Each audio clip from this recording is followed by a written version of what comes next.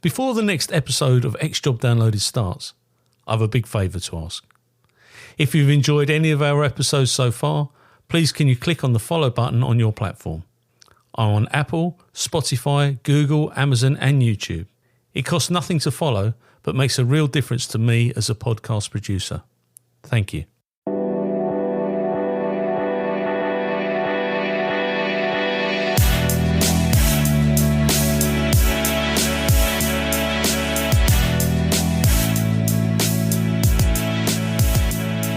This interview is being tape recorded. My name is Paul Maleary and this is X Job Downloaded. And today I have the absolute pleasure of interviewing one of my first detective sergeants and one of my bosses, Ray Burman. Been retired 17 years, Ray. Yeah. And aiming to do the next 13, so I'll make 30. Yeah, good for you, mate. And I really hope you do. You've had an interesting life. You joined the police in 1976 and you saw the good and the bad in policing at that time. But where did it all begin for Ray Burman? Where were you born? What was your family about? Yeah, well, Dad was a Welshman who won a scholarship. He was one of an orphan, one of 5 orphans, boys all brought up in Wales. And he won a scholarship to study in London, where he met Mum. He was a lodger at Grandma's house. So Mum was obviously a Londoner. Dad was a Welshman. He served in the war, of course, as that whole generation did, World War II. And he then came back and was like a tram driver, a postman. I was brought up in a council house. So as a child, I was brought up at Hockwold Hill. Oh, okay. Which comes to the story, I ended up as finishing my job. But council house, secondary modern school, pretty much that stuff. And then elder sister and elder brother. Everybody was poured in. Everybody had the outside toilet. It's just the way it was. And then started working as soon as I could in the city of London. And in the summer of '76. Decided I was going to drop out, opt out of the commuting life. Good job, really good job. I was a broker at Lloyds for marine broker for ships. Yep. And 76, and I'll never forget it. I had a corner office in my lovely office, and I looked out and I saw a bobby walking, which I now know would have been out of Bishopsgate, a bobby walking the beat, and I thought, that's what I'm going to do. So I got off the train that night, went to the police station, said, how'd you join? And they gave me a form and, the rest is history. So that's how I joined. Of course, just remind people, 76, the wages were not good. No, they weren't good. We then had a pay rise of 40%, but 20% to 20%. So it just shows how bad they were. And to put that into context, that's what the police service are currently undergoing, with the paying conditions. And my dad left the police in 75 because the pay was so bad. A milkman was earning more than a cop. And they were bad old days because you could see, and it's well documented, the corruption that was going on in some forces was because the money was so poor. Absolutely. And they had to make ends meet. Absolutely. And I'm not condoning it, Ray, but you can see why it happened. Yeah, I mean, I can remember lots of TV coverage about cops whose children were on free school meals, and it really was. I remember guys leaving with sort of 12, 15 years in. Yeah. Bobbies who were then going to go and work on the gate security at Dagenham, at the Ford's place. But I a bit like this is what I'm doing now. It wasn't for the money, but I must admit, I remember getting my first paycheck thinking, is this the tax? This can't be what I'm meant to live on. So it was pretty tough. But I grabbed all the overtime I could. Yeah. We all. But it was certainly interesting times. But when I speak about this to people, I remind them I joined Dixon and Dock Green. Yeah, absolutely. That's what it was. You walked 8 hours a day. You went out on patrol. You walked nights. All that stuff. And I think that was a good grounding. But yeah, I agree because you're actually there servicing the community. And I think, what you're doing now, we'll come on to it, but to work within the community, I think it's often lost that every crime starts in a community. It doesn't matter where that community is in the world, but it starts in a community. And unless we have those people on the ground doing that community work, we're losing so much. You know, the prime role of a constable is the prevention before detection. Well, to be out there and meet the public, that's where you're carrying out the prevention element. Where did you start where did you go to your first police station? It was H&J divisions, as they were called then. So I went to Benfleet and Canby. Really amazing places. And of course, you know, I can remember the first time I got in what was called an area car. Yeah. And I remember this guy who was the senior PC who'd been in Suez. You know what I'm saying? He'd been like, yeah. So and the sergeant, I stand to attention when the sergeant walked in. You know, this is how it was.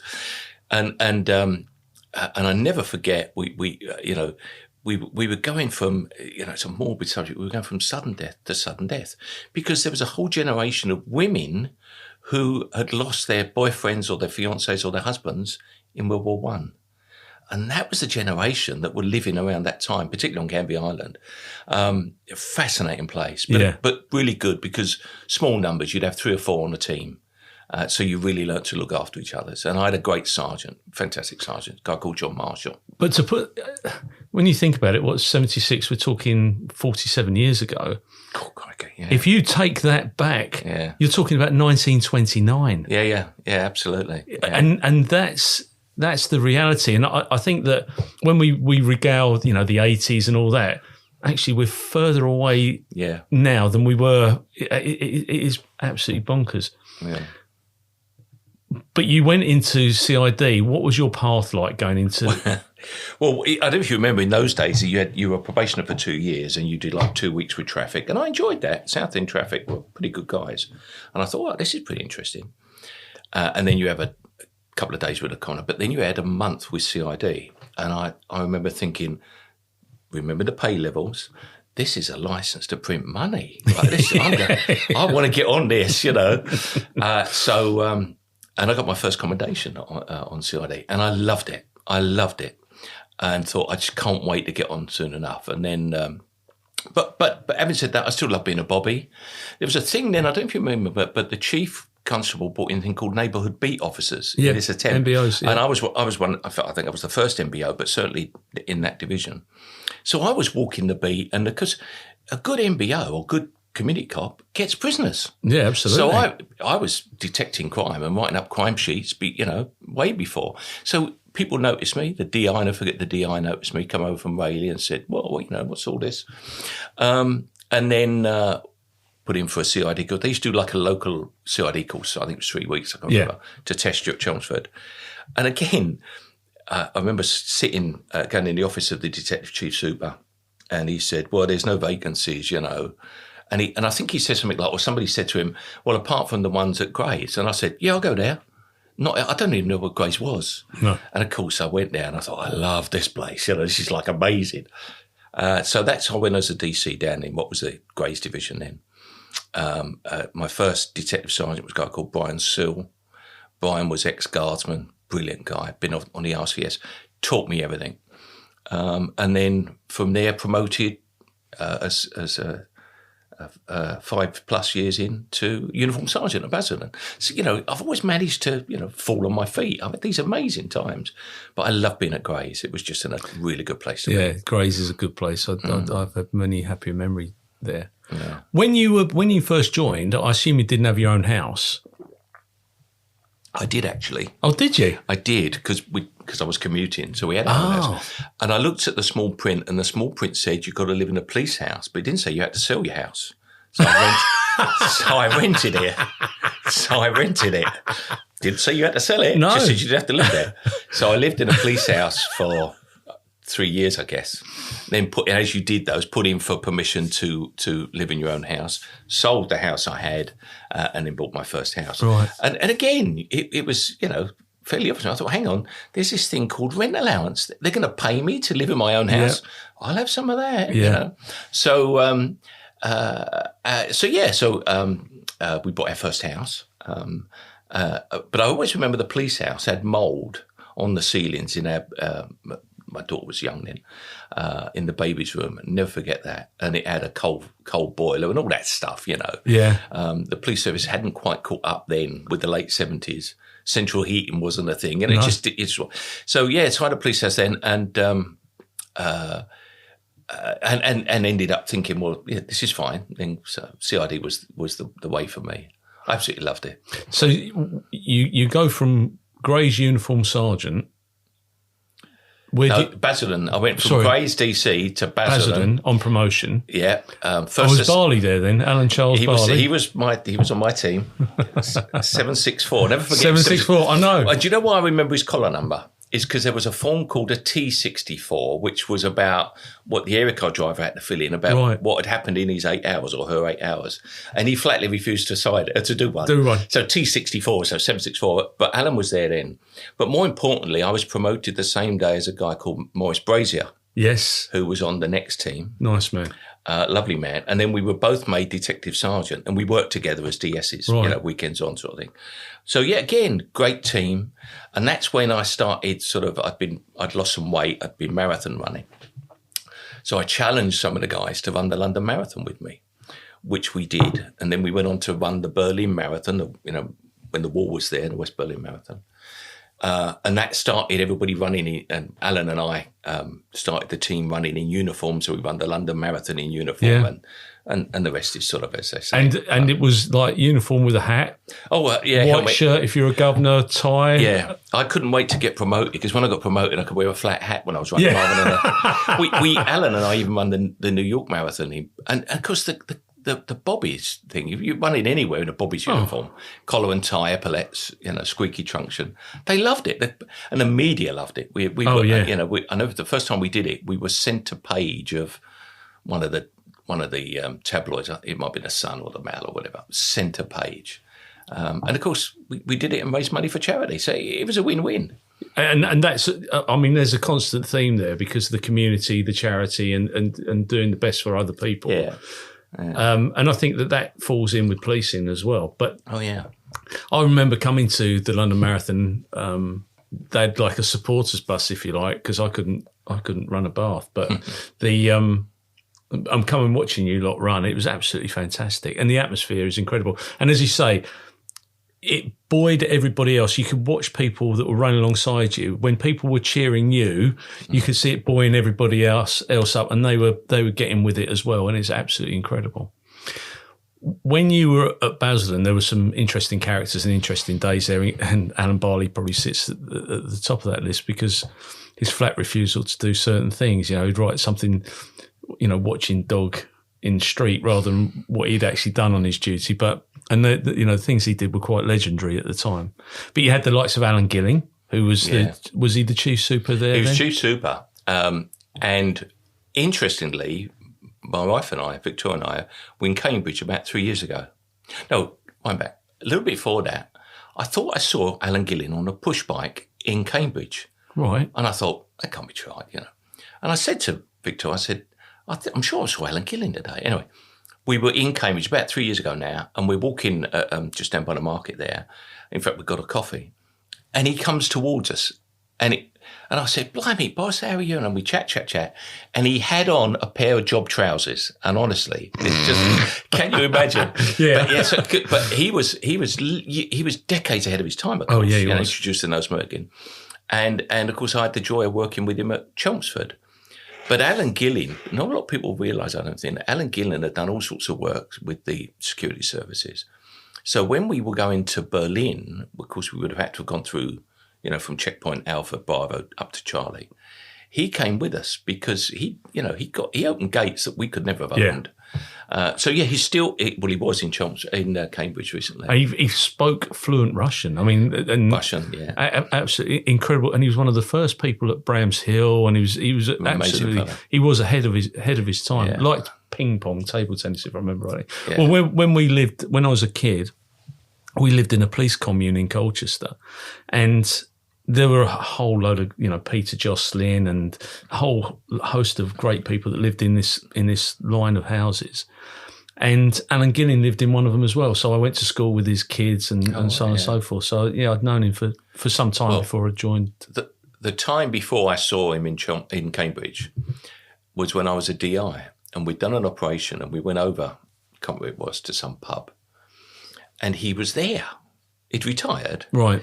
And of course, I got the impression he was debriefing people after the wall was fallen. Right, yeah. That's what I think he was doing. But fascinating, man. Yeah, absolutely. Very bright, all for the boys and girls, Oh, yeah. And that's how you learn from those sort of governors. You learn way ahead of his time. Yeah, we had some good ones, John Deal, and we had some incredible people. So you've gone from Basildon to Chelmsford CID?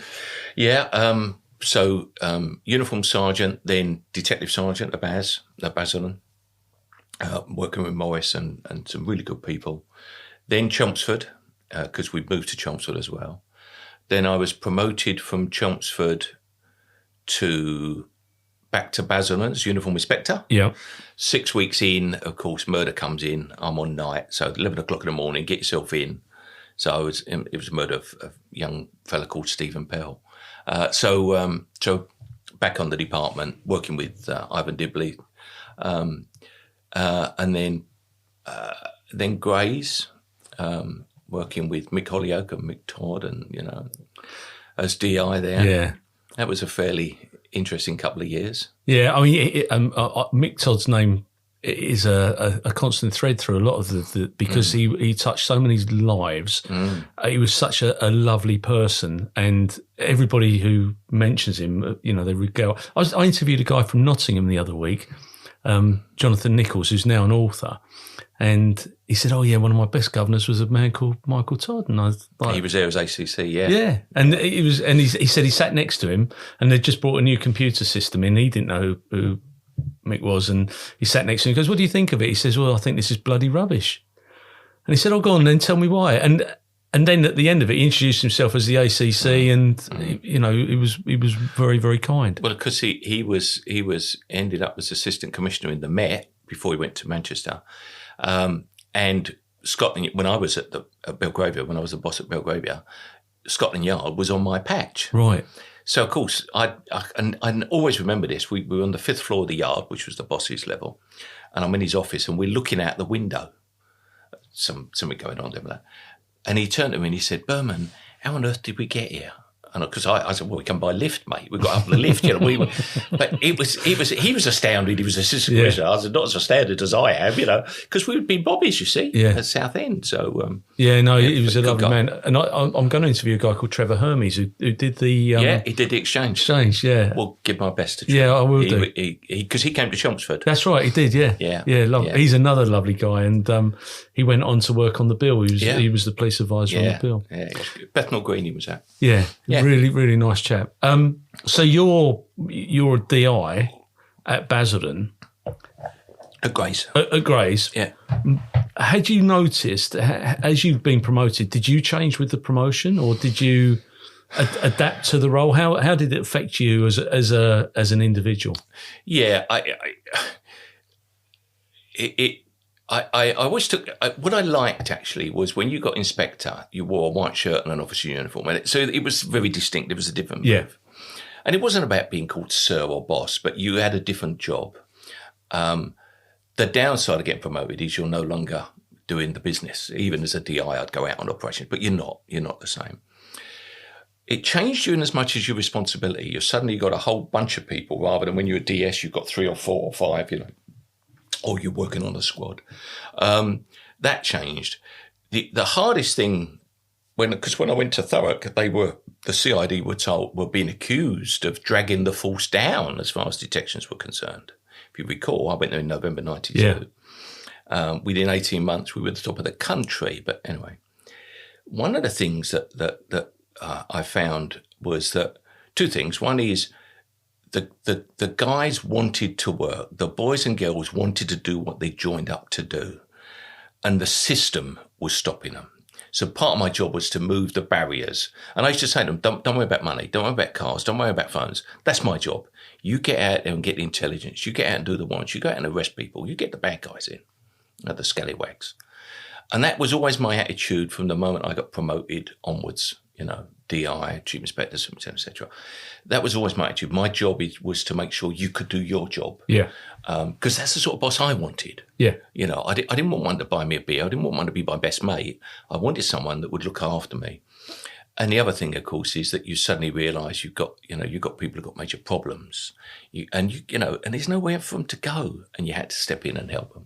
Yeah, you're absolutely right. That social side of being or the social worker side of being a governor, you really have to be able to listen to. And if you've got 50 people that work for you and they want to talk to you, you've got to give them that time. They deserve it because they've got the pressures at home with the families, and they're going through exactly the same things as we've been through, relationships, the whole lot.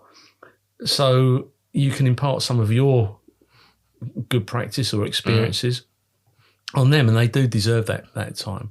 I think also I'd been there a little while, not long, before I got some credibility. Yeah. And once you got that, but particularly on the department, I felt, once you got credibility as a DI, they would literally run through brick walls for you. Yeah, absolutely.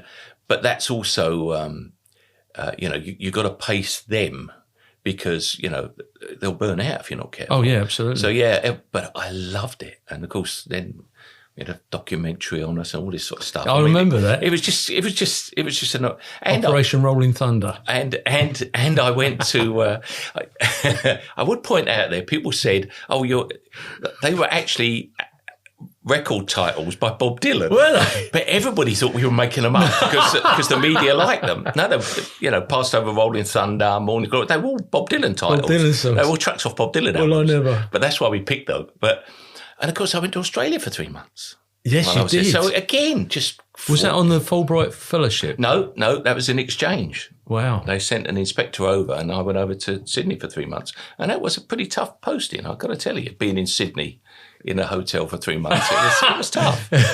So I got nothing but, almost now I look back, rose-tinted glasses, but I've got nothing but great memories working with amazing people. Yeah. Who, when I see what they've done now, they're out the job. Now they've left they're retired, still doing amazing stuff. Yeah, they are.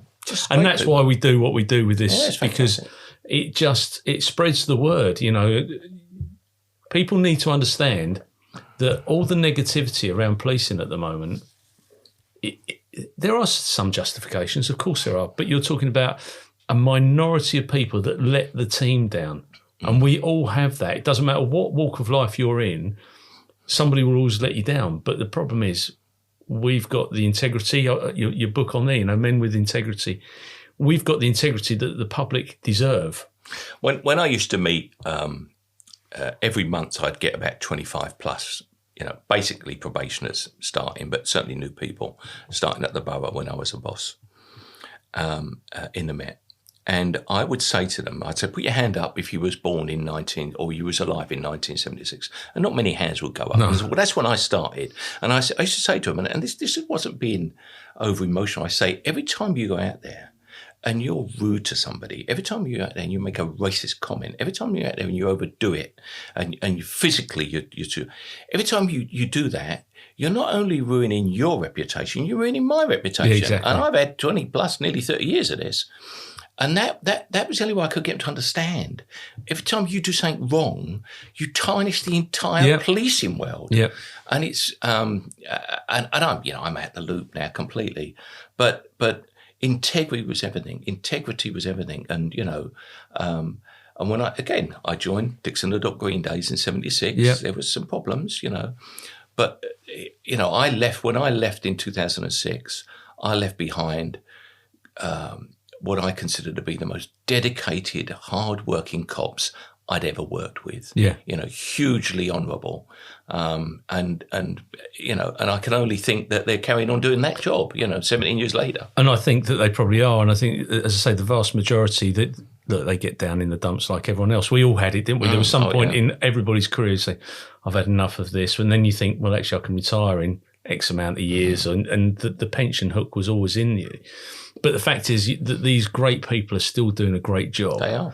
It's just, they're just doing it in a different way. And it's frustrating as a member of the public now. It becomes frustrating, but actually you do get it, because when my dad joined in 1967, there was somebody that was leaving who'd been there for 30 years, joined in 1937, probably went off to the war, and they were looking forward to their 30 years of pension. So it is...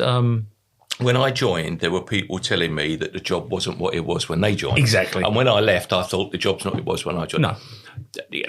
And it will ever be. But what I think we discount at our peril is people who join an organisation where you're going to do shift work, where you're going to put yourself in harm's way to protect the public. Yeah. That's what they're doing. Yeah. They've not all got office jobs. No. They're out there, 24/7. Yeah, absolutely. Fighting the fight. And we forget that at our peril, that young men and women are putting themselves in harm's way. Yeah, they are. And we should be hugely proud of them for doing that. Yeah, absolutely. Yeah, definitely. So you go on to be the chief inspector at Braintree, where our paths crossed again. I was over there, and you made the decision to move on to where did you go to Nottinghamshire from there? No, I was offered a job as superintendent, detective superintendent at Nottingham. Right. I didn't take it, but 9 months later, I was accepted for the Met. Right. In fact, he was talking about Dick Mason. Dick Mason and I both went up for this sort of awareness day thing, again, got through the process. I mean, it was after a whole day of this assessment process, my brain was like porridge, Yeah. But I never forget, I came out of Regent Street and I could have walked under a bus. My brain was gone, thinking this can't be what it's like. And my first day, because I was promoted to Belgravia, Buckingham Palace Road, Lovely. SW1. Mate, you do not get a better address on your your business card. So there I am, and the first day was like that. It was just manic. Yeah. So I went to Belgravia again. A place that was seen from the boys and girls' point of view as the boss's transit camp. They'd go there for 6-9 months and move on. And I was there 3 years. And when I left, again, nothing to do with me, but because they were great people that just needed that leadership, they were phenomenally performing, phenomenally. But it was difficult because, one, I'm having to commute to begin with. Yeah. And two, I go into an organisation thinking it would be the same as the one I just left. And of course it wasn't.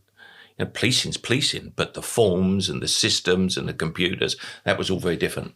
Fell on my feet because my number two was a public order guy. And he was phenomenal, Joe Wadsworth. And again, and because there were a couple of murder squads there, and Hammets they're called, and a Borough CID. But I did, I sat there looking out on the Thames thinking Buckingham Palace is like at the end of this road, and, I got the embassies, and there's the Albert Hall, that's mine. And, so it was a bit of a... Hell of a posting. Yeah, lovely. Loved it. Loved every minute of it. And the reason I loved it was, my first day there, Expo blew up a cab, a black cab. We had a woman bound and gagged, washed up on the Thames, murdered. We had a guy shot in the head. Luckily, the round went through and came out of his mouth, so he didn't die. That was the sort of place I was in. Yeah. And you either got up to speed or you didn't. And luckily, I had good people around me. It was fantastic. And of course, Westminster. Yeah. It's some people's point of view, it's the centre of the world. So that was very interesting. The political side of it came out. Oh, yeah, absolutely. Within 3 weeks, I'd come up with a strapline saying we're going to be the best in the Met, whatever it is, whether it's cleaning, whether it's, reducing crime, whether it's, no sickness, whatever it's going to be, welfare, whatever it's going to be, we're going to be the best in the Met.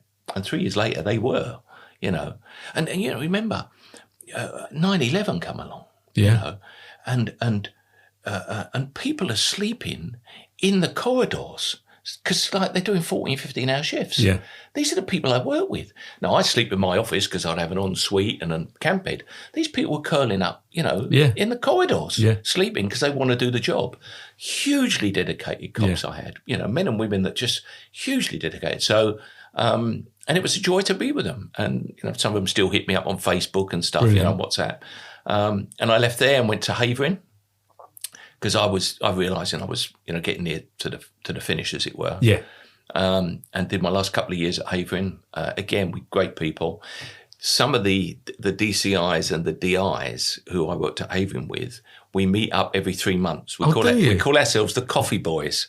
So talk about, it used to be drinking in Bethnal Green. Now it's Coffee Boys, and we meet at Starbucks or whatever, and we just moan about the world. And so we're still meeting. In fact, I'm meeting them next week. Oh yeah. So and we've met every sort of 3 or 4 months. Oh, brilliant! Since 17 years. It's funny because you do. I mean, I ended up running the CID along the West LPA, and I got to meet so many Met chief inspectors. It was brilliant. And like you say, social media, Stan Bowles, Tony Bennett, all the people that I'd worked with across the borders. I haven't seen them for years, but we maintain that sort of social link. When you finished at Belgravia, and for those people listening, Belgravia is probably one of the richest places in London. You've got obviously the very wealthy areas. One of my residents was Margaret Thatcher, Baroness Thatcher. You've got very wealthy areas. Of course, you go right up to Parliament. You take, I used to say, I've got Her Majesty's back garden, but you take a bit of Buck Palace. You take the embassies, you take the Albert Hall. You've got all that plus the military, and don't forget we still had a lot of local terrorism going on. But then you go down to, which I loved, Pimlico, which came alive at the weekends. Yes. Whereas my other 4 counterparts, West End Central, etc., Paddington, theirs died at the weekend. My place came alive at the weekend because it's a village. Yeah. And we had down to Churchill Gardens where you had, council blocks. Yeah. So I did, and I had local bobbies. I had bobbies who walked the beat, who were out all the time. Yeah. So it was an amazing place. And Victoria Railway Station, of course, and Coach Station. So, and that brings its own problems because, you've got your drifters, your homeless. So you've got the haves and have-not. Yeah. Probably in equal measure. Yeah. But there are some more overt have-nots because of the rough sleepers. And I remember a morning meeting one morning, one of the DCI said to me, there was a death last night. A local doctor reversed her Range Rover out of a garage over what she thought was a pile of rags. It was homeless. So afterwards I was thinking, how many homeless have we got? How many people are living rough? Started to work at that and ended up working with Louise Casey, who Tony Blair had appointed as the media called the Rough Sleeping Czar. Amazing lady, amazing, powerful woman. Very dedicated. So I worked with her and her team. In the end, across the 5 Westminster, the whole of Westminster, because it was a very complex problem. People sleeping rough, people with drug addiction, people with alcohol problems, all that sort of thing. And that's when I really started to think, this is a social issue. Yeah, it is. Not the Vagrancy Act. This is a social issue. And we set up a unit which was multi-agency. It was the first true, and I was proud of the boys and girls who worked on that because the cops really got up with the relationship with the social workers, and we were getting people back into lifestyles. Yeah, and I was very proud of them there. They were fantastic people, and that sort of opened up your eyes as to what was going on below the radar. There wasn't the crime stats. That was a different thing, so I again just very lucky to be in the right place at the right time. And a lot of people don't realise that the Vagrancy Act actually came in to deal with the soldiers that were coming back from the Napoleonic Wars. So, and they're still using that legislation today. And I find that quite incredible that we've moved on in society, but we're still relating to a law that came in the 1800s. That doesn't really make sense. But so how did you feel when you've handed in your warrant card, you've driven off from Romford? How did you feel? Yeah, first of all, it was going to be a summer, so I made sure I retired in the summer because they owed me a fair bit of time. And then we decided, well, we're going to move. It took us a couple of years to find where we are now. The house we were in was built in 1597, so it's Elizabeth I. Right. It wasn't a big place, but it was beautiful. My wife is very good at decorating homes and making the house a home. But I did promise her that we'd have a new place. So this one is 1800. So that's as new as it's beautiful, by the way. So we found this place. We looked all over. And why we like this, I decided then I was going to probably go back and study again and go back to Cambridge to study. Because you'd already had a degree at this point. I had a degree and a master's. Yeah. I had a degree and a master's and some other stuff. But I decided I wanted to go back and study what I wanted to study. So we looked at this place, and this is really good. Apart from that, it's beautiful. It's the Suffolk-Norfolk border. It's the countryside is amazing. Yeah. You know, we're Thetford Forest down the road, etc. We're equidistant to Norwich, Bury St Edmunds, Cambridge, so we can get to the theatre still. We can go out for lunch, and we can go to places. Yeah. So it's a good place to live, and it's a lovely place to live. So we moved here a couple of years after I retired. Then I. By this time, I believe God had called me. It was strange saying that sort of thing because he didn't actually send me a WhatsApp, but he certainly called me, and it had been many years. But why, Ray? Why had God called you? What was I have no idea. Your epiphany? I know. Well, I think God's got a sense of humour. Otherwise, he wouldn't have called me because it's. Looking back now, I'm a great believer in reflection, what we used to call debriefing, a proper good debrief, only what is called theological reflection. So you debrief, but you debrief in prayer and in silence and in what we call dwelling in the Word, in the Bible, So you reflect from a different microscope. But I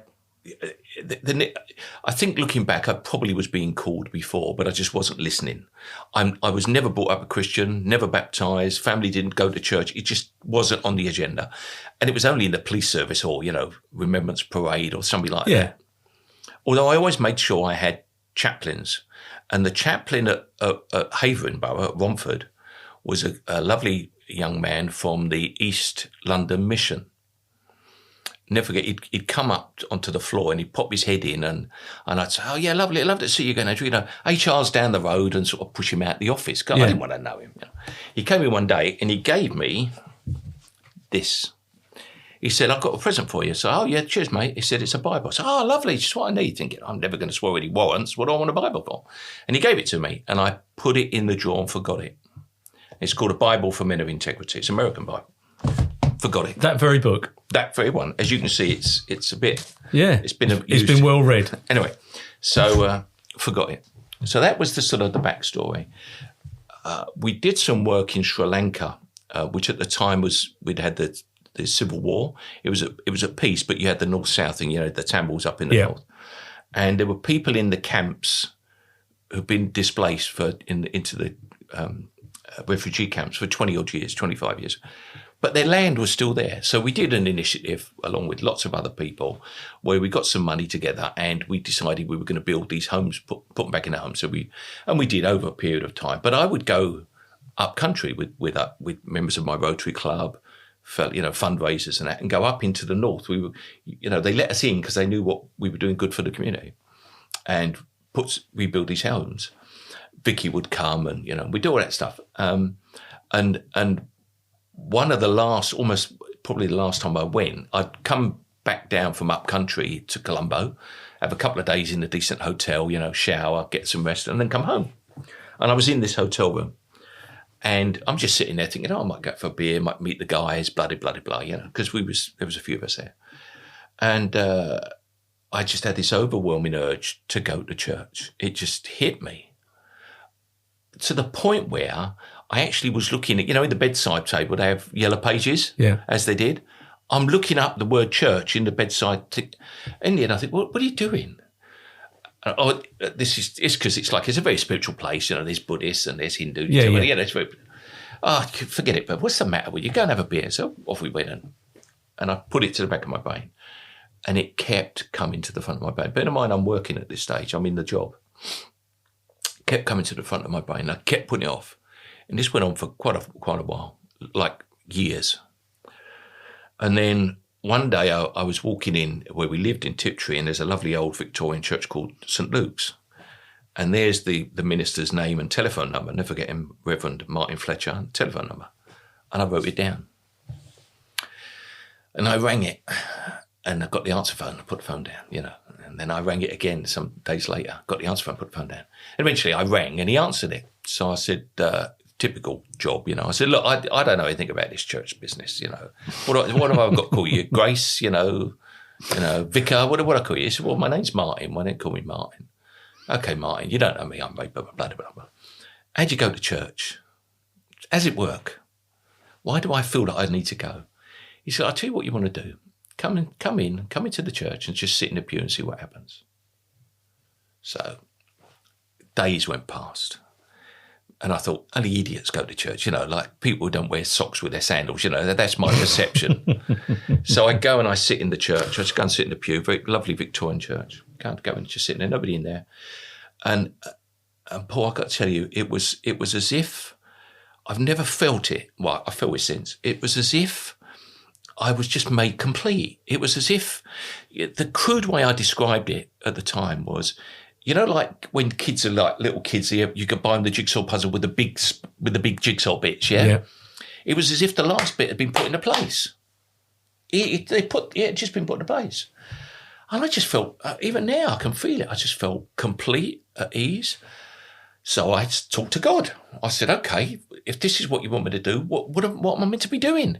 How does this work? What do you want me to do? A little while later, because I'm thinking, I'm not going to put a collar and tie on and go to Sundays. It's not going to happen.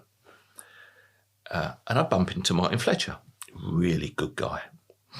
And I said, look, I'm the guy who spoke to you. And he said, yeah. He said, so I said, how does it work? What do I do? He said to me, have you got a Bible? And I said, no. Oh, hang on. Yes, I have.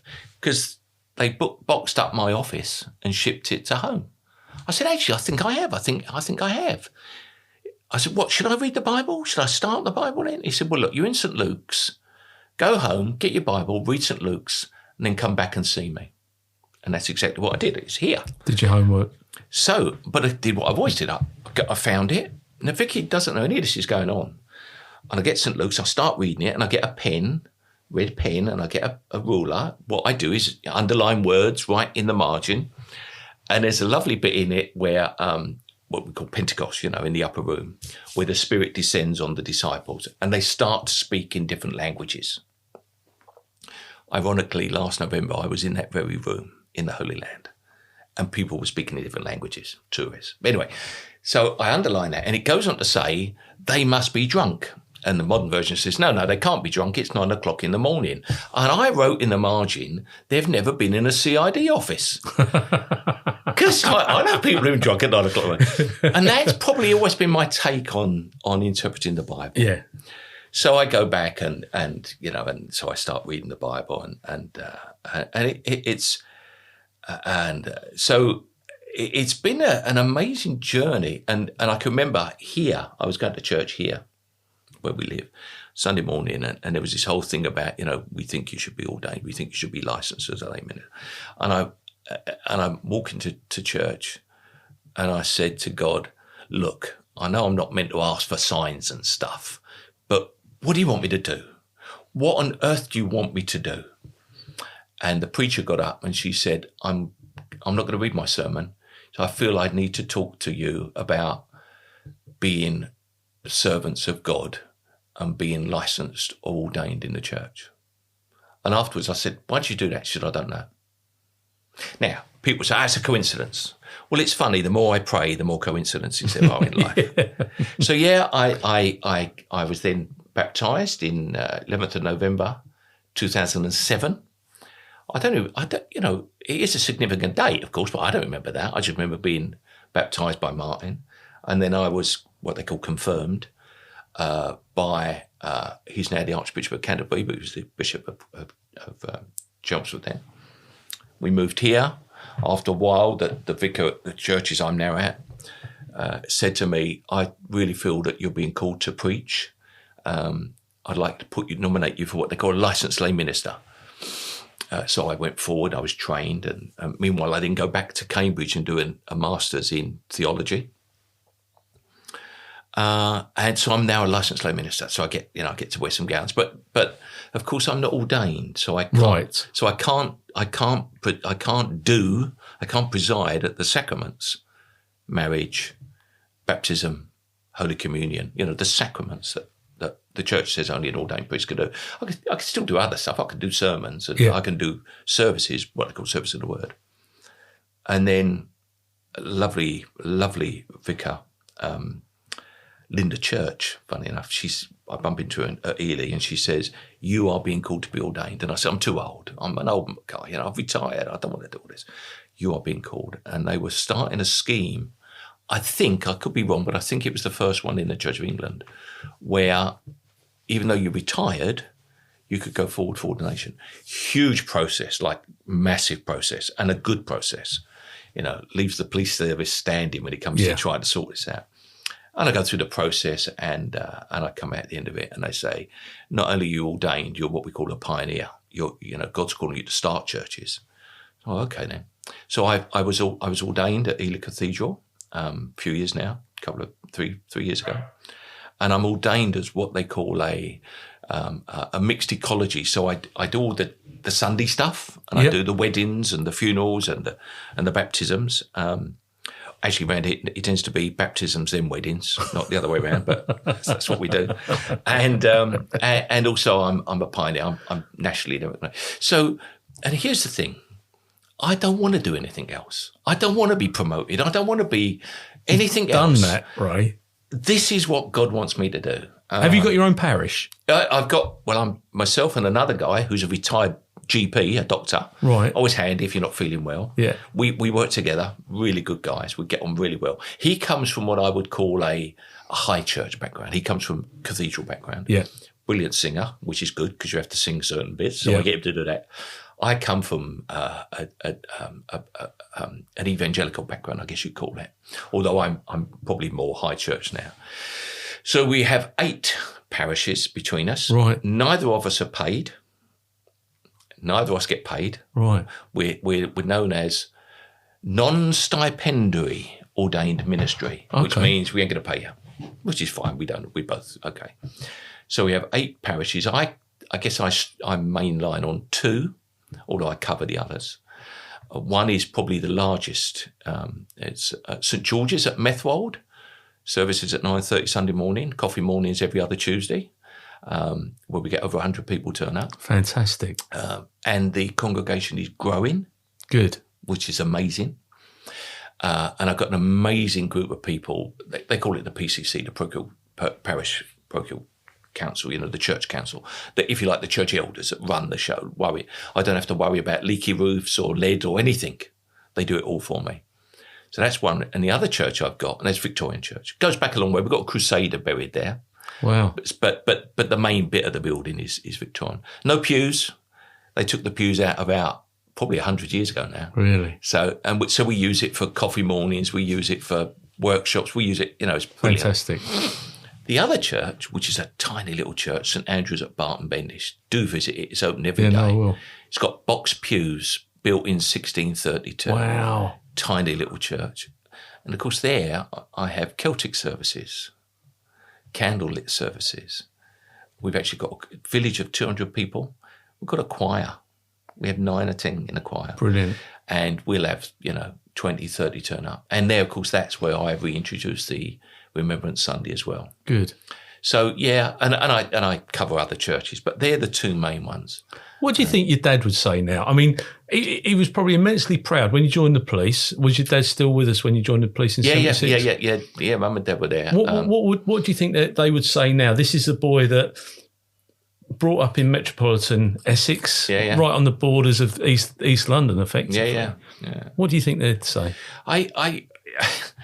When I look back at what I've been allowed to achieve and do, and I've been allowed, and I mean that, I've been allowed to achieve and do for a number of reasons. One is because I've got the most amazing wife, I mean, can you imagine saying, when you retire, darling, I'm never going to work another Christmas. Isn't that great? Guess what I do Christmas? And Easter. And Easter, yeah. I don't get paid double time either. It's ridiculous. Chris Hadley sends me a WhatsApp occasionally saying, you get double time for this. No, I'm not. But so and of course I'm surrounded by good people. And that's always been the thing. What I love about the church, and of course I work on the base, with the American Air Force. What I love about it is there's no jealousy, There's no, if you've done well, good-o. Yeah. No, but, but to sit down, I got asked, obviously there's confidentiality. We don't do one-to-one confessions like the Catholic Church. No. But people want to talk to you. And I got asked by a member of my congregation, would I go and speak to the couple, husband and wife. 3 hours I was with them, and they're going to go in some pain, real pain. And the advice I gave them wasn't the policey advice. Well, what you need to do is see a solicitor, blah, blah, blah. What I said to them was, you've got to let go of this. You've got to give it to God. You've got to forgive. You've got to give this to God. You've got to put it in his hands, and you've got to pray for it. You've got to ask him to sort this. Now, you wouldn't have heard Ray Burman ever say that. So, no. I think my father would be a little bit surprised to hear me say things like that.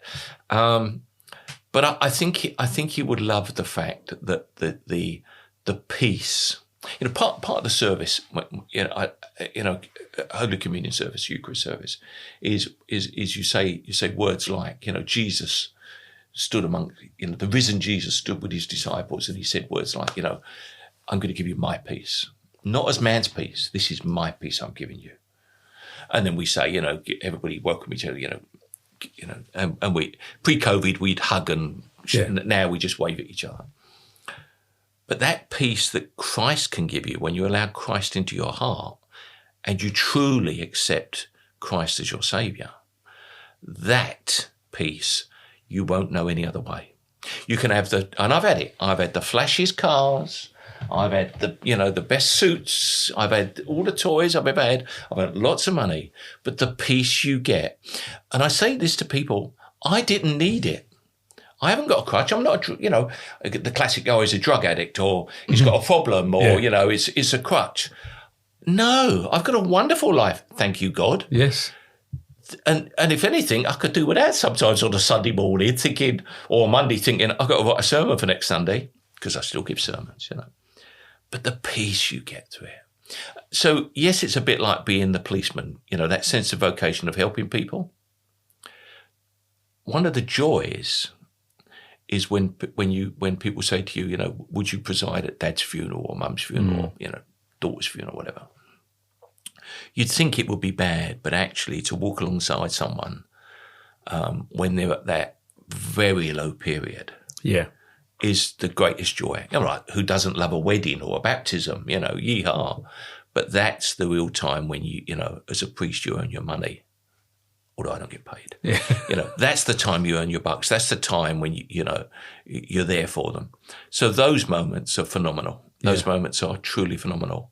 And just sometimes, the barrier between earth and heaven gets really thin. What the Celts called the thin places, the thin curtains. And when it gets thin, it's just the most amazing experience. Do you think as you get older, you start to face your mortality more? So you start to have that greater level of connection with stuff that you wouldn't have connected with when you were a young detective sergeant? I don't know. As I said earlier on, when I look back, I now see times, Christ called it, listen to that small voice, that silent voice. When I look back, it was there. I just didn't recognise it for what it was. And in a way, I wished I had. No, faith isn't something, I'm going to die, I better start praying, make sure I'm okay with heaven, because that isn't the case, because I'm pretty sure St. Peter's going to ask me about 30 years of policing when I get there. Maybe. I think there might be one or two questions, but I'm rather hoping Jesus will say, no, okay, you can come in right. there. Yeah, you can come in. But no, it's just like, it's not about that. And it's not about, in Luke, I'm not quite, in the Gospel of Luke, it says something like, he, meaning he and she, he who has received much is expected.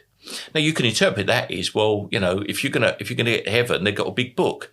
No, here on earth. Yeah. If you've received much, you must give back. Yeah, absolutely. You've had that joy, you've had that, whether you're a Christian or not. And of course, the Dalai Lama said there are many, when asked about, which is the true faith, he said, I think I might be quoting him, that there are many paths to the top of the mountain. And I believe that.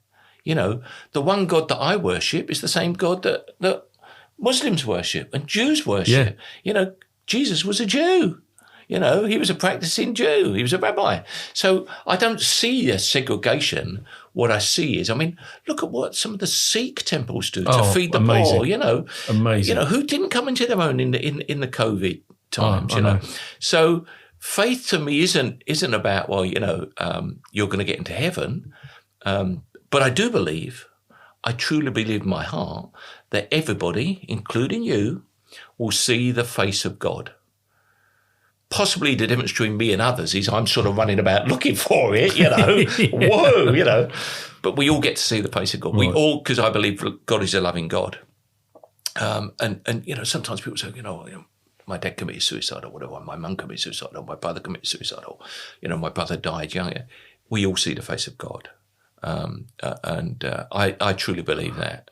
And I'm gonna ask a question, and but how do you reconcile with what's, say, like Turkey? Okay, you've got 50,000 people that have died. That is a tragedy beyond tragedy, and I suppose some people listening say, well, if there was a God, how do these tragedies happen? Okay. Sorry, Ray, but I thought I'd ask. No, because it's if people can't test my faith and my belief, then there's something wrong. It's a bit like abseiling. If you ain't going to test the ropes beforehand, you're not going to abseil. You know what I'm saying? So, I don't have a problem. Part of me says it's the mystery of faith. I do not know. And if I knew, I'd write a book about it, trust me. And if you look around the study here, there's quite a lot of books. There are, can I just say for anyone listening, Ray is probably one of the most well-read persons that I've met in recent time. Everyone else has a Kindle, but... Yeah, well, I like, but what I'm saying is, I don't know the answer. The faith is a mystery, and that means that to believe in that hope of the afterlife or whatever, you got to accept the mystery. But I don't believe in a God who is like a watchmaker, who makes the watch or the clock, and then every couple of days come back and resets, or the piano tuner, who comes back and retunes your piano. I don't believe in a God like that. I believe in a God that wants to love us and wants to have a relationship with us. And that relationship obviously is primarily through heart and worship. But I don't believe God makes earthquakes either. If you think of what we've done in nature to our planet, we need to really breathe in and take a thought about it. And whether you're polluting central London so that a young kid dies of pollution, or whether there's a massive earthquake and people die because you built a building that not only can't stand earthquakes, it's substandard. Yeah. Well, if you look at Japan, they have earthquakes. Their buildings survive. So whatever it is, it's man doing it. It's man doing it. So we know there's going to be earthquakes. We know there's going to be floods. But if you build in these places where there will be floods, you'll get it. Now, so I don't believe in a God that's going to go, oh, hang on. Ray might be, he's got a heart condition, so he might die 2 years earlier. I'll go and sort out his heart. I don't believe that. But what I do believe is that there are things that man does, fallen man, if you like, that causes pain. What I truly believe is that we all have a destiny, whatever that is. I sometimes honestly ask myself, how comes Maurice Brazier died and I didn't? Oh, I was going to come on to that. How comes, Pete Walker, how comes he's died and I didn't? Yeah. Now, I don't think for 1 minute God's kept me alive for a reason. Some of the running might have helped, but we've all got a destiny. We've all got a lifespan. The prophet says, the Psalms say, God, you knew me in the womb and you had a plan for me. What I do believe is God created the earth. You might call it Big Bang. You can no more prove scientifically what happened than I can prove it. No. But my faith tells me God created the earth, and then he gave us control of it. How we deal with it is up to her. So faith is as much an environmental climate issue as it is baptisms and weddings and funerals. Yeah. It's what we do with it. Now, I keep bees. I've kept bees for a long time. There's no pollution in my garden. And luckily, the farmers don't pollute nearby. But part of our faith should be, what are we doing to this very planet? I agree. That I believe God gave me, God gave us. What are we doing to it? In such a short space of time, we're systematically destroying what we've got around us in such a short space of time. It's unbelievable. And the other question you ask yourself, and it's way beyond my brain power, is why do bad things happen to good people? You know, why does the good guy die at 20 or the child die at 9 months? I don't know. No. And in my head, and I prayed and thought about this. It's a bit like if you were seeing a tapestry. You know, if you look at a tapestry, it's beautiful, isn't it? Yeah. Intricate work. You turn the tapestry around, it's shoddy. It's not. You know, there's bits hanging out, etc.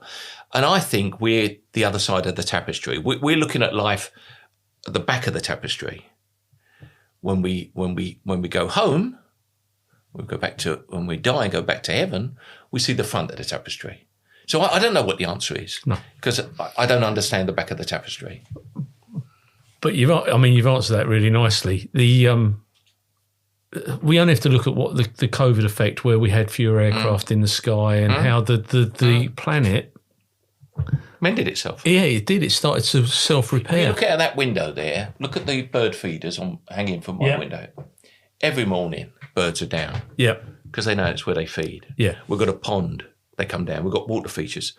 Nature will reclaim it. As soon as I said we're going to keep bees, I get all sorts of bees, not just honeybees. Get all sorts of bees. Suddenly, I'm seeing plants grow, and I think, well, how did that work? I didn't plant that. Well, the birds brought it. Yeah. So here's Burman's theory on evolution. If you've got 10 minutes, the floor is yours, sir. Well, no, and I can't. And this is flippant, but I believe God made the earth. Then evolution took over.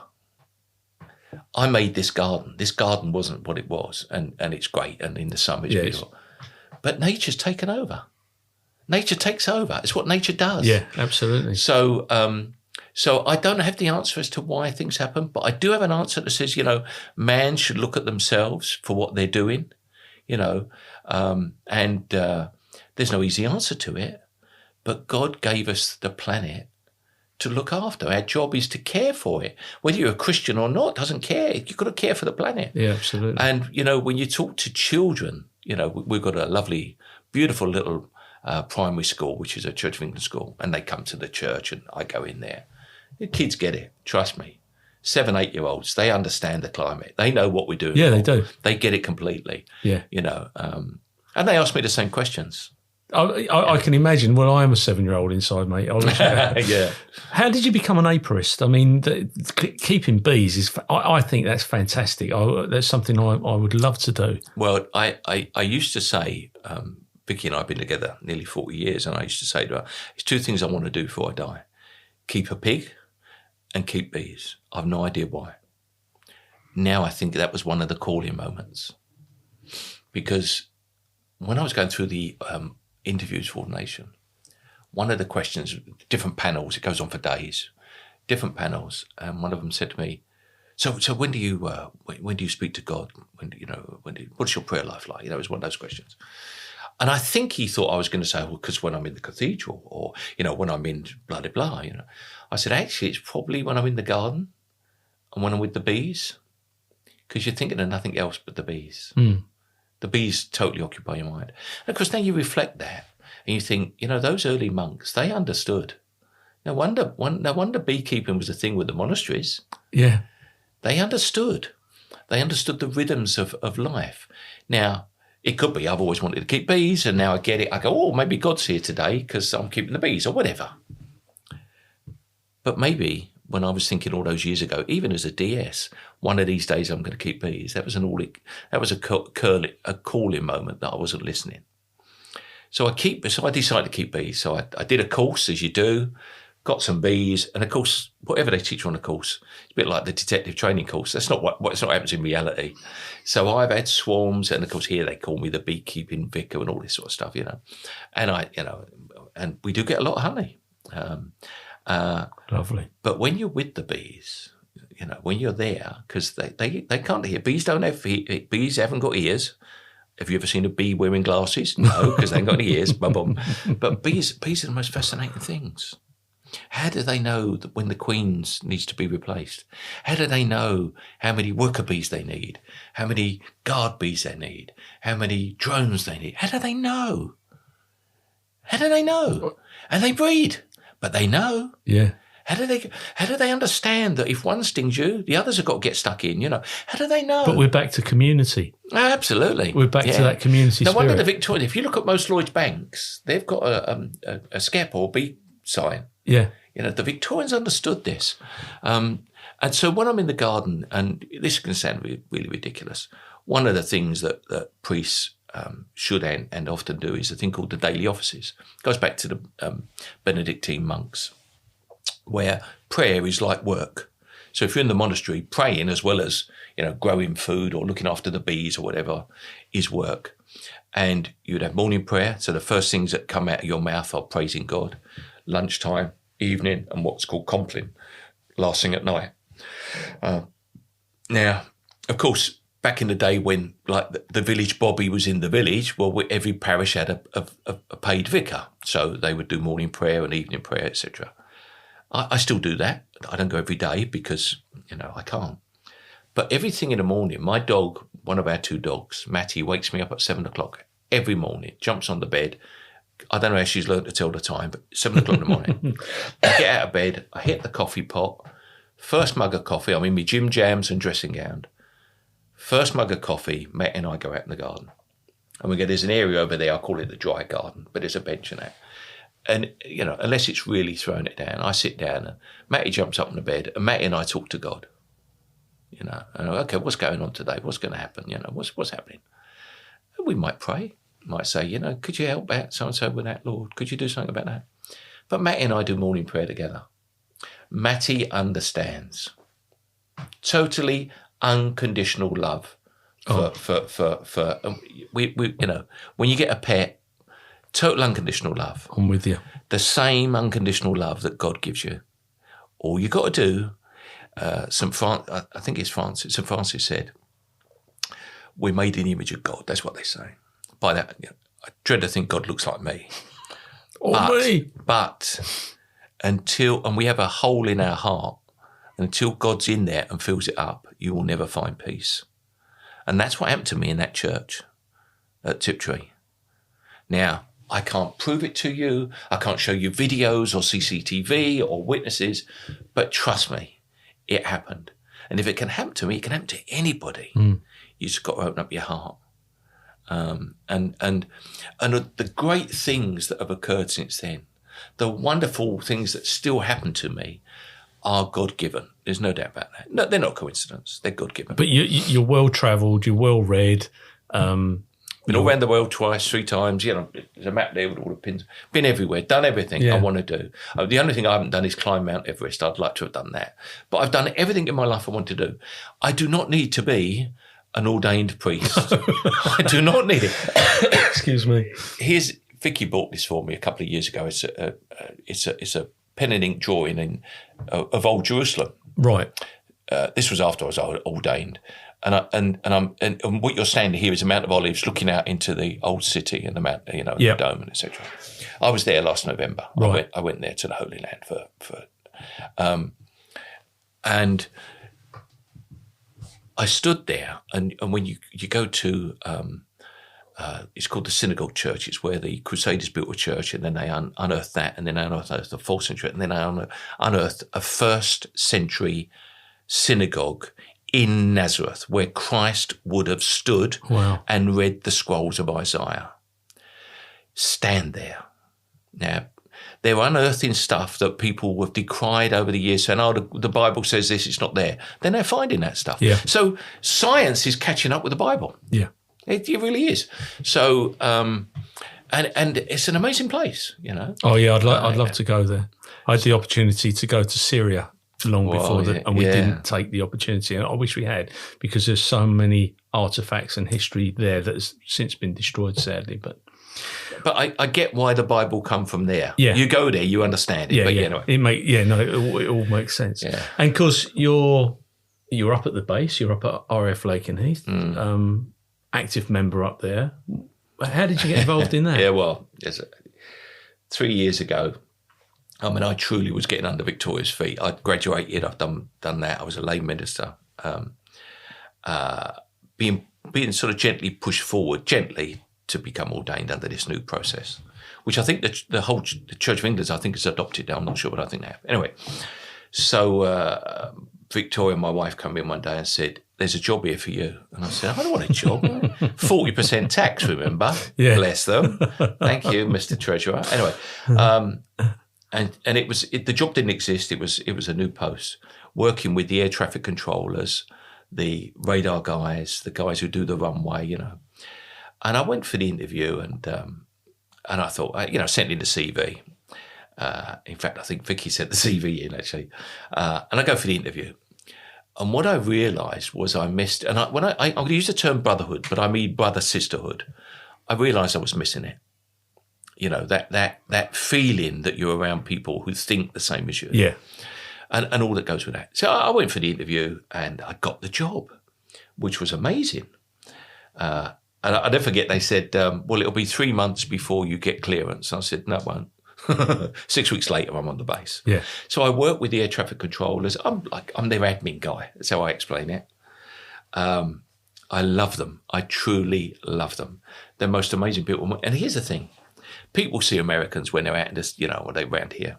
What they don't see is every 3 years, give or take, they up sticks and move somewhere else in the world. Yeah. Now, that may sound exotic until you've got kids. Until you're, you know, 6 weeks or 7 weeks before they're going to go, their entire home is boxed up and put on a boat. So they live with temporary furniture at Christmas. Yeah. And then they move somewhere else. And 6 weeks after they've been there, or 2 months, their furniture arrives. Yeah. And I've worked with these guys now. You know, there's been a complete, exception one guy, there's been a complete change round of the whole flight. And I work with pilots, you know, super guys. And it's the 48th Fighter Wing, isn't 48th it? Fighter Wing. Our group is made up. Well, I work with the 48th OSS, the Operational Support Squad. So these are the guys that sort out the ammunition, the parachutes, you know, do all that stuff, the intel side. And I work on the bit that keeps, you know, the runway and the tower and the it's called radar approach and control. And another group called who make sure all the kit works, you know, the generators and stuff.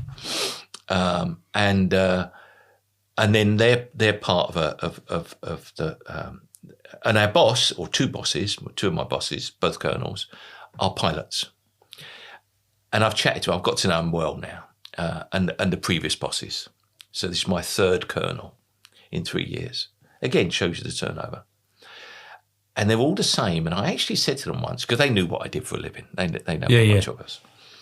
And I said, I notice a correlation between pilots and detectives. And here's what I said to them.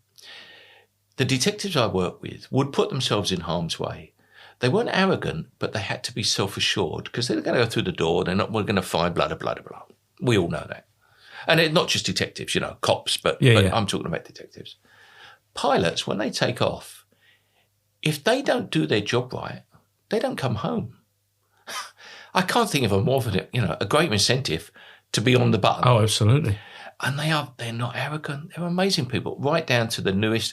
We get airmen, because men and women are all called airmen. Airmen come, they're 19, straight out of America, you know, and they come to England and, you know, everything's different. The roads are different.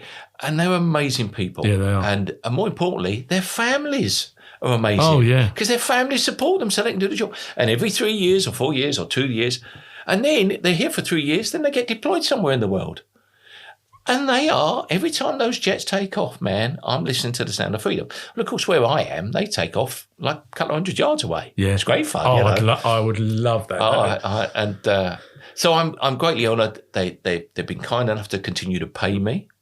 They reward me occasionally. They you know, make a fuss of me. But since joining, of course, I've become ordained. I'm very happy with that. And I've then been asked to do baptisms. I've married them. Luckily, touch wood, no funerals. You know, they'll come in and sit and chat with me and say, I've got a problem. But faith, I think the American service, or the military in general, because the British military have chaplains, and I think faith within the services is still very prominent. Yeah. Faith, where you spot is their names. I've forgotten how many, Josephs and Zacharias I booked in, but it's not just faith. They'll come and ask me. They'll say, I want to take my girlfriend or wife out for a special. Where shall I go? And of course, I say, well, Covent Garden's really nice this summer, sort of thing.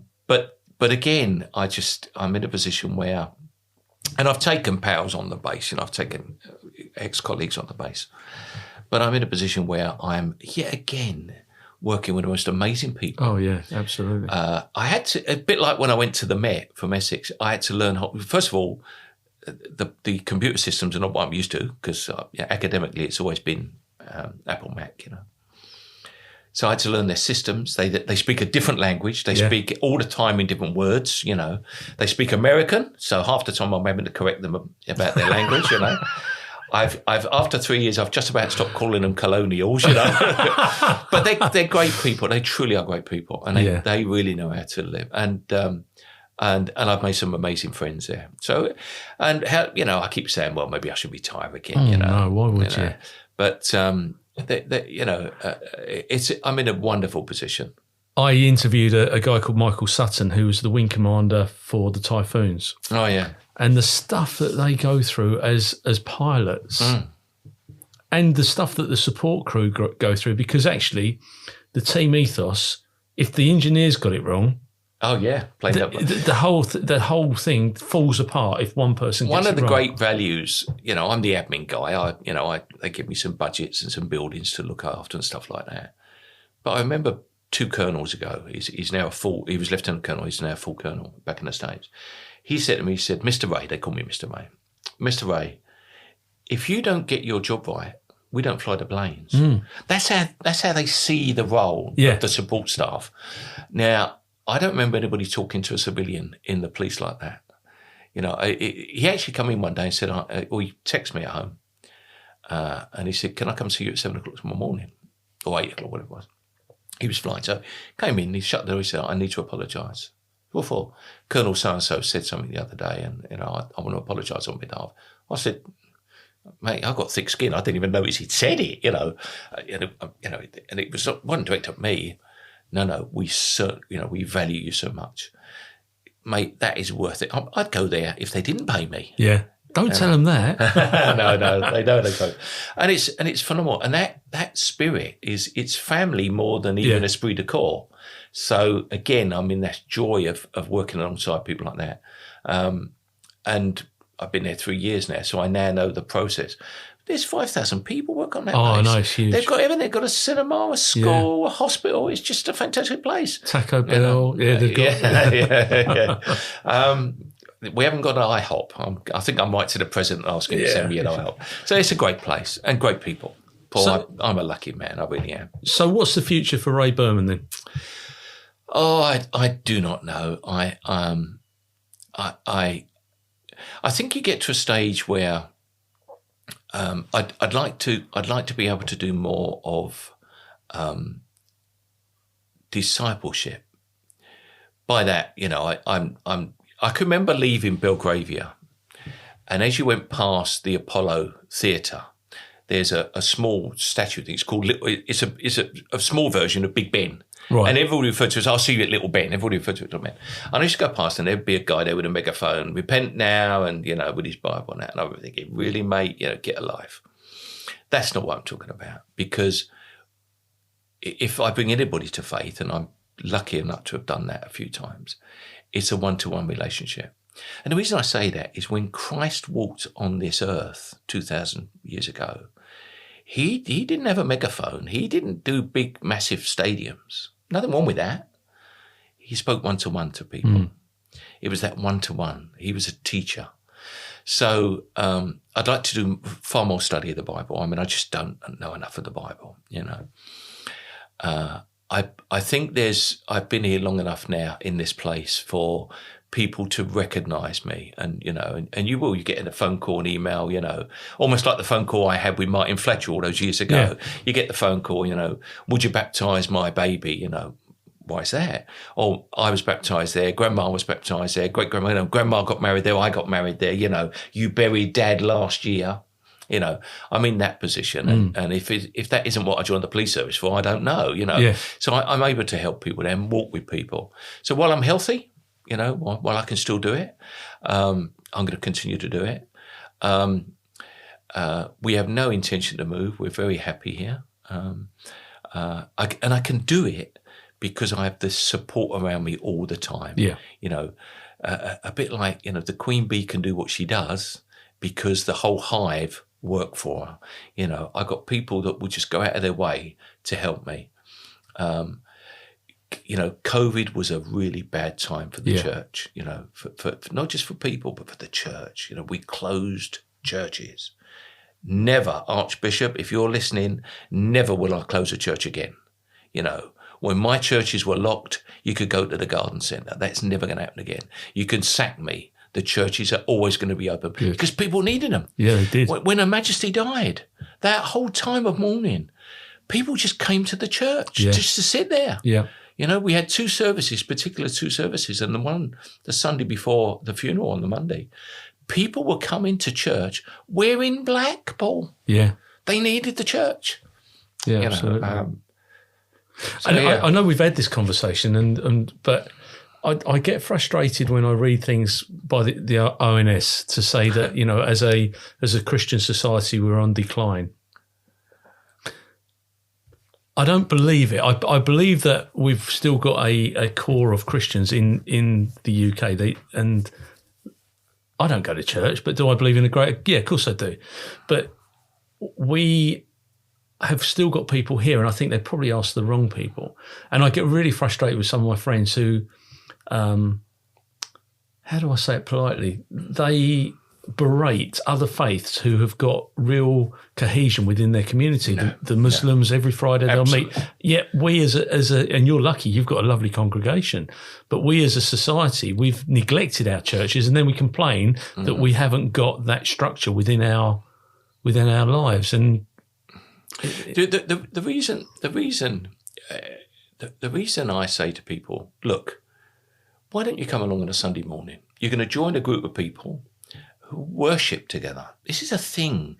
It's, you know, it's like, you know, you go to a football match, or you come to church, not like a football match, you know what I'm saying? or whatever, you know, NFL, everybody goes mad, you know. There's something about worshipping together. Now, okay, we stand up and we sing hymns, and they're not always the most modern, and that's great, you know. But we worship. And someone like me stands out the front, and then we do this thing called communion. We're communing with each other and with God. And I believe Christ is there with us, you know, because he said, do this and remember me when you do it. Now that, you can't get that anywhere else. You can't get that at the Rotary Club. You know, and I'm a very dedicated Rotarian. You can't get that at the WY. You can't get it anywhere other than church. So yes, be a Christian, but sometimes you've got to think there's going to be a time when I need to worship. But more importantly, I don't care if you come to church. I don't care if you call yourself a Christian on the return.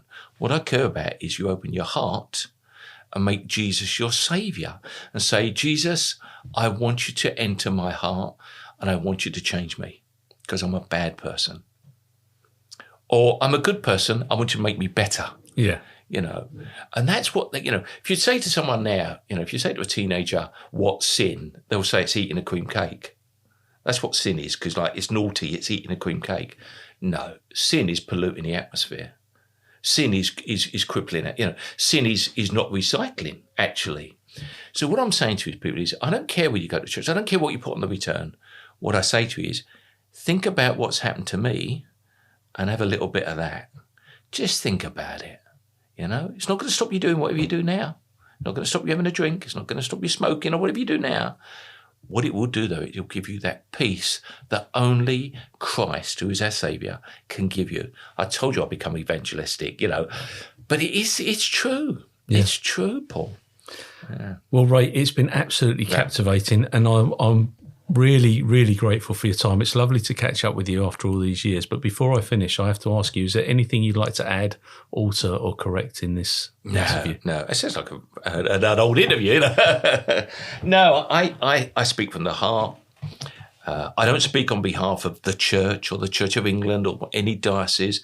I speak as someone who has been touched by God, I believe, who's been called by God, and will worship God.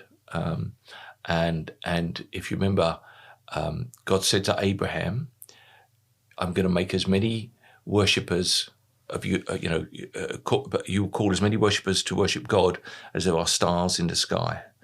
There are billions of people in this world that worship God. I'm one of them.